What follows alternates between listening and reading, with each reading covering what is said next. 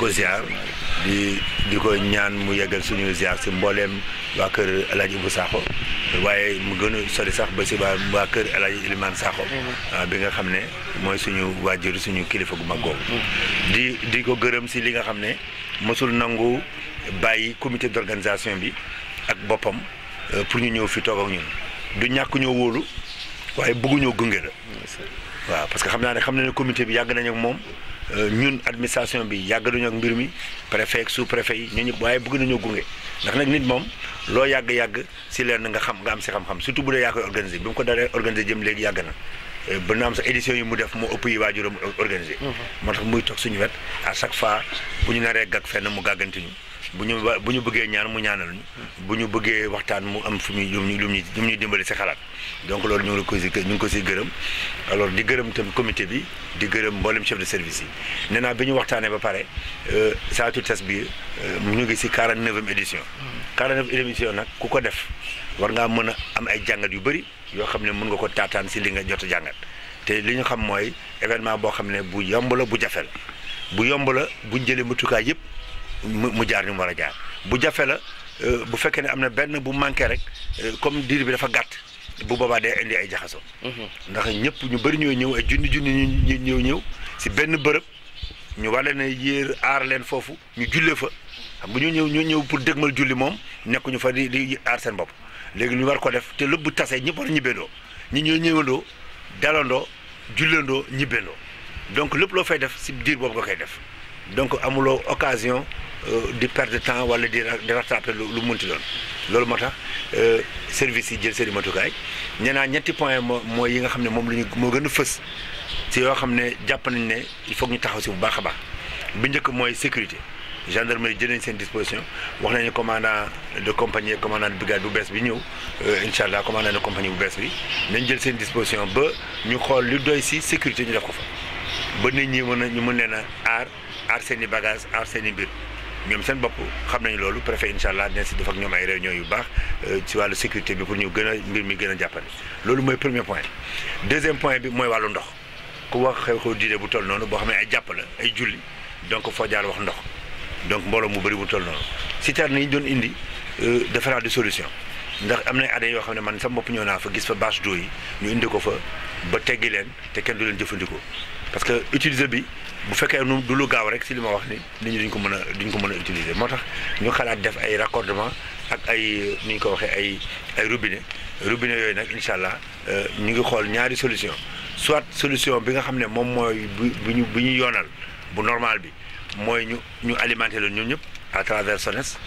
Charles Fall da nga xam ne mooy directeur général bi defe naa jël na si ay matukaay bu fekkee ne am na nar na am gàllankoor am na beneen solution bu maire nga ko ñu ngi koy nuyu au passage moom tamit wax na ko incha allah dina si taxaw bu baax a baax pour que ñu deuxième solution bi ñu jàppandi dans tous les cas de figure il faut que ndox mi mën a jàppandi parce que loolu bokk na si conditions yi tax kii bi julli bi jaar yoon ñetteelu point bi wax naa ko mooy Ageroute ndax autorité dañ ko ubbi yoon yi am fa nit ñi ñëwandoo seen i oto il faut que ñu fexe ba plan de circulation bi ñuy def nit ñi mën a teel a ñëw mën a teel a dem oto yi bañ a jaxasoog nit ñi parce que bu dul loolu bu yëpp tàggatee mbay jaxasoo rek taxaw day indi ay blocage donc moo tax ñu ne plan de circulation bi nga xam ne préfet moo ko nar a def en rapport avec la gendarmerie dina intégrer élément boobu pour que nit ñi xool ni ñu mën a évacuer rapidement bu ñu ñëw ñu teel a yegsi bu ñuy ñibbi tamit ñu mën a teel a génn ku nekk dellu gannaaw bi mbir mi jeexee yeneen point yëpp nag nee naa vraiment amul benn jafe-jafe incha allah gis nañ fi Sonatel le directeur général nee na dafa absenté mais dina dem ba sëriñ bi sur le terrain mu xool lépp li nga xam ne moo fa war a jàppandi mu discuté ak sëriñ bi mu def ko loolu mooy li nga xam ne bëggoon naa ko fa suñu xel dal na si bu baax a baax du tere nag xel lu mu dal ñu ko ne di ko càmbar ba bés ba jot incha allah donc loolu mooy li nga xam ne bëggoon naa ko wax di gërëm di sant wa salaam asalaamaaleykum wa rahmatullah monsieur le gouverneur monsieur le préfet monsieur le maire ñu ngi delluwaat di sant yàlla ci daje bi nga xam ne moom la ñu dajewaat mu doon mbir moo xam ne dafa bëgg a mel ni dafay bëgg a dépasser problème mu famille julli gi salaatu tasbiha bi daf di affaire jullit yëpp ñoo xewle xew ci benn bés xewloo lenn xewe ko ci àll mu doon mbir moo xam ne nag boo wëree Sénégal nga xam ne wax nañ 70 comme ni ko monsieur le gouverneur waxe ak léegi waaye boo toppee ñiy def salaatu tasbiha ginnaaw bi ko góor gi xalaatee julli salaatu tasbiha bi du ndono yonent bi sallallahu alayhi wa sallam da ko bàyyam Abbas donale mu doon assurance boo xam ne bii daf lay assuré ci lépp lu tudd bàkkaar bi ko Hadj Ibrahima Sakho di xam itam fekk na am ñu ko xam fekkoon ne ay waajuram xam ka ay sëriñam xam ka waaye chance su di ko def ak mbooloo ci moom la tàmbale léegi nag daj na Sénégal partout foofu dem conférence yeeg yëpp bala ñuy def daal def salaatu tasbih xam naa sax du sàkku du wax pour ñu du ma ci waxaale pour ñu ñaanal ko parce que loolu ñaan gu nangu la déjà beneen bi ci des mooy chance bi ñu am tey jii nga xam ne ñu nu jaboote yilif nu ci région bi fekke nañu départ julli gi ku mel ni gouverneur bi julli ga ba mu déparé ba mu fekk di tout tànk ak tey lu ci waay am lu ci waay julli mu am ci ñu amaat beneen chance mooy am maire boo xam ne bi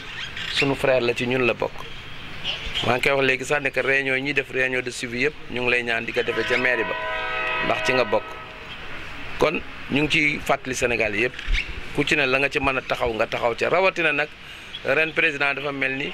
ay waxam li mu ci gën a incité mooy environnement ñu taxaw environnement bi conférence yi nga xam ne dina fa am bi mu laata am maanaam bu ñu xëyee ñaari fan ya lépp lu ñuy baaxoo di def léegi ci xew-xewu diini yi mooy toppatoo wér-gu-yaramu ñu fa teew mag ñi bu ñu paree am na ay dóog ay turu yàlla yoo xam ne dañ koy sikkar ci barab bu ñu paree am na ay naafil yi ñu fay def bu ñu paree def fa alquran kaamil soo ko julli gi julli gi nag moom ku ko julli benn yoon ci sa dund sa yaram araam na safara ko am chance julli ko weer wu jot kenn waxatu ko amatoo bàkkaar ko am chance def ko benn yoon par at am nga chance def gi nag moom dafay dépendre ci mbooloo ma nga am mbooloo mu day nii nag am ko amee ko ci àll yombul moo tax maa ngi ciy woo jullit yëpp ci turu këru diine yi yëpp amul xàjj ak seen ñëpp ñu ngi leen di ñaan ñu ñëw fekk si julli googu ñu bokkandoo jël tuyaaba ji yéen ko Sénégal gépp ba mu ëpp sax ba dëkkandi yi nga xam ne réew yi nga xam ne ñoo suñuy dëkkandoo sax ñu joxal leen ci monsieur le gouverneur ñu ngi lay ñaanal yàlla kenn umpalewul ne fi nga neewoon naw nañ la ba yóbbu nañ la feneen fu gën a kawe foofu yàlla na yàlla jox la fa xéewal le 10 juin la maanaam génn ñu ngi sant yàlla bi mu xamee ne bu génnee koor gi it sorew ko juróomi fan bu koor gi passé mu dajeek le 10 juin ñu ngi koy def nag ci njiitalu sunu mag sunu xarit sunu sëriñ sunu xalifa sëriñ Mbay Si Mansour ak mbooleem xulafa yu fi nekk ñu ngi jóge Touba démb waxtaan nañu ak sëriñ ba ak njaboot ga yëpp Njaasaan kadalika këru diine yëpp laayeen ñëpp ñu ngi leen ciy woo kenn ku ci nekk na jàpp ne mbir mi mbiram la dootul mbiru famille dootul mbiru Alaaji Ibrahima Sakho mbiru Sénégal la mbiru l'islam la allahumma salli ala sayyidina. Nous avons organisé aujourd'hui le CRD consacré à la grande prière de Salatul Tasbih. Comme vous le savez, depuis 1970, c'est organisé au niveau de Ngakor. Ça rassemble des milliers de personnes. Les autorités ont la plus grande attention pour cet événement. C'est pourquoi d'ailleurs le comité d'organisation que nous remercions, qui travaille toujours en étroite collaboration avec Seigne Abib Sakho,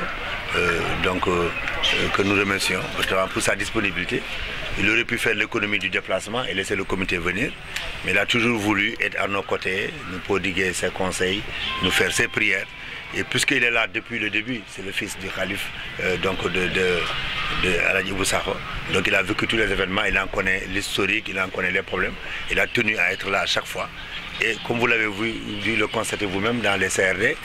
son apport a toujours été véritablement extrêmement important. Donc nous voulions le remercier, le saluer et remercier tout le comité d'organisation qui l'accompagne. Et dire qu'au terme du CRD, nous avons constaté qu'à la suite du CDD organisé par le monsieur le préfet et le monsieur le sous-préfet et l'ensemble des services départementaux, c'est un événement qui est plus ou moins maîtrisé. D'abord, c'est un événement qui n'est pas très compliqué parce que c'est une prière. Maintenant, les modalités de l'organisation de l'événement peuvent, elles, être compliquées. Parce qu'il faudra une mobilisation de beaucoup de milliers de personnes en un laps de temps très court, dans un lieu précis. Donc ça nécessite beaucoup de choses et qui devront être faites de façon très rapide et synchronisée. Il faudrait permettre aux gens d'arriver rapidement avec la sécurité, faire la prière, faire une cérémonie officielle, et se disperser, donc tout en assurant la sécurité des biens des personnes. C'est ça qui peut être la difficulté de cet événement-là.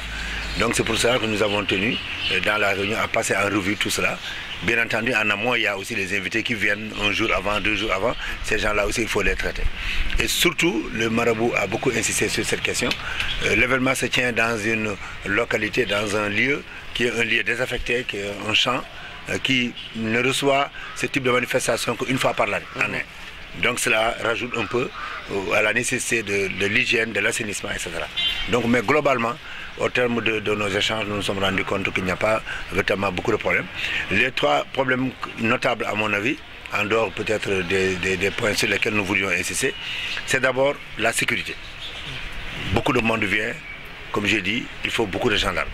Et pour pouvoir organiser tout cela, canaliser tout cela et assurer la sécurité des biens des personnes. Les gendarmes ont pris l'engagement, le commandant de compagnie, en rapport avec le commandant de brigade, à prendre les dispositions, Inch'Allah, pour que le nombre qu'il faudra soit mis en place. En dehors de cela, il y a un autre point notable, c'est le problème de l'eau. Des événements de cette nature, donc dans un lieu pareil, parce que c'est une prière qui nécessite des ablutions, qui nécessite beaucoup d'autres choses, donc la propreté en général.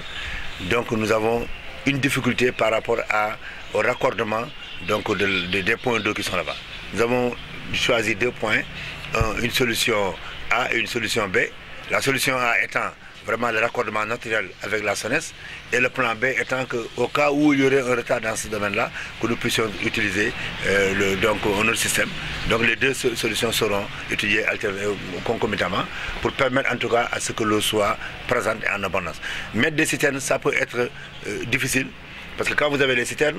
elles sont positionnées quelque part. Même si vous en avez 10, s'il y a des milliers de personnes, ils vont se regrouper, se bousculer pour pouvoir utiliser l'eau. Et ce n'est pas toujours très opérationnel. Les bâches d'eau, on a essayé, on s'est rendu compte qu'elles venaient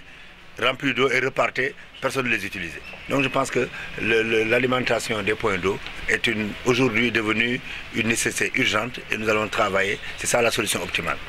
Le dernier point sur lequel le marabout a beaucoup insisté, nous insistons, c'est en termes de difficultés techniques, c'est l'AGEROUTE qui devra vraiment aider par rapport à beaucoup de choses. Le dispositif va changer, pas globalement, mais comme vous le savez, il y a déjà l'arrivée des autoroutes, les dispositifs, l'admission. Il faut tenir compte de l'arrivée des populations qui utilisent l'autoroute à péage, vers Mbour, vers Thiès, vers tout cela. Donc il faudra faire un bon plan de circulation. Donc le préfet va superviser tout cela. Et le plan de circulation permettra aux gens de pouvoir arriver sans difficulté, de pouvoir rentrer sans difficulté. Pour les autres questions, vraiment c'est des questions qui ne sont pas difficiles. La Sénélec, l'assainissement, tous ces gens-là ont pris des engagements, ils vont les faire. L'élevage, les eaux et forêts. Les eaux et forêts quand même vont devoir aider. L'année dernière, ils avaient promis au Khalif, et je pense qu'ils vont pouvoir le faire cette année, à aménager déjà ce qu'on appelle un bois de village. Un bois qui permettra, peut-être d'ici quelques années, parce que le bois est une nécessité là-bas, donc de pouvoir, parce qu'en dehors de cet événement, il y a aussi des daras là-bas, une activité journalière qui se fait, pour ne pas dire quotidienne, qui nécessite l'utilisation du bois de chauffe. Donc il faudra peut-être que ce bois puisse être utilisé. Et pour cela, je pense que Madame Samb des Eaux et Forêts avait promis, je pense qu'elle le fera, l'aménagement d'un bois de village en rapport avec les autres. Pour toutes les autres questions, nous avons rassuré vraiment le Khalif